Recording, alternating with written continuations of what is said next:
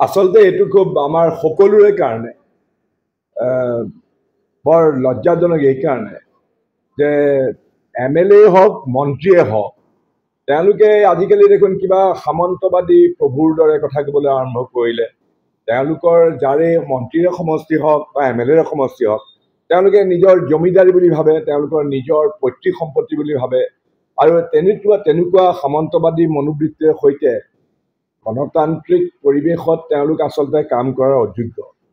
মই আচৰিত হৈছোঁ যে যিজন বিধায়কৰ কথা কৈছে বিজেপি দলৰ বিধায়ক জিতু গোস্বামী ডাঙৰীয়া এনেকুৱা ধৰণৰ কথা ক'ব পাৰে।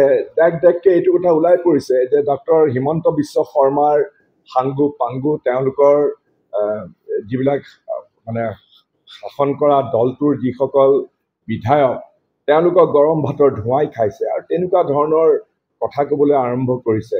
মোৰ ক্ষেত্ৰতো ব্যক্তিগত পৰ্যায়ত তেনেকুৱা হৈছে।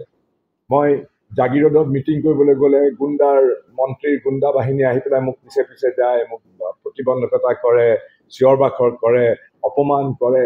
গতিকে এইবিলাক হ'ল তেওঁলোকৰ যে আৰু পতন অনিবাৰ্য, পতনৰ দিশে তেওঁলোক আগবাঢ়িছে। কাৰণ এনেকুৱা ধৰণৰ অহংকাৰ, এনেকুৱা ধৰণৰ তেওঁলোকৰ যে গৰম ভাতৰ ধোঁৱাই খোৱা যিটো প্ৰবৃত্তি ওলাই পৰিছে সেইবিলাক ৰাইজে কেতিয়াও পচন্দ নকৰে। আৰু মই ভাবোঁ আমাৰ সাংসদ শ্ৰী ৰকিবুল হুছেইন ডাঙৰীয়াই সঠিক কামেই কৰিছে। কাৰণ এইটো কেতিয়াও গ্ৰহণযোগ্য হ'ব নোৱাৰে। কোনোবাই কাৰোবাক চাৰিসীমা বান্ধি দিব, ইয়াত আহিব নোৱাৰে, পুলিচ আমাৰ, অমুক আমাৰ, এইবিলাক বস্তু কেতিয়াও সহ্য কৰা নহ'ব। মই এতিয়া যিকোনো MLA যিকোনো হেৰিতে মই যাব পাৰোঁ, কেলৈ নাযাওঁ? এইখনত কোনোবাই মোক বাধা দিব পাৰিব নেকি? গতিকে এইবিলাক কথা কেতিয়াও সহ্য কৰা নহয়। এতিয়া আপোনাৰ বিজেপিয়ে ভয় ভাবুকি খুৱাই পেলাই ইলেকশ্যন জিকাৰ চিন্তা চৰ্চা কৰিছে, উপনিৰ্বাচনটো জিকাৰ। এইটো চাওক, এইটো বুমেৰাং হ'ব। এতিয়া সঁচা কথা ক'বলৈ এইটো বুমেৰাং হ'ব।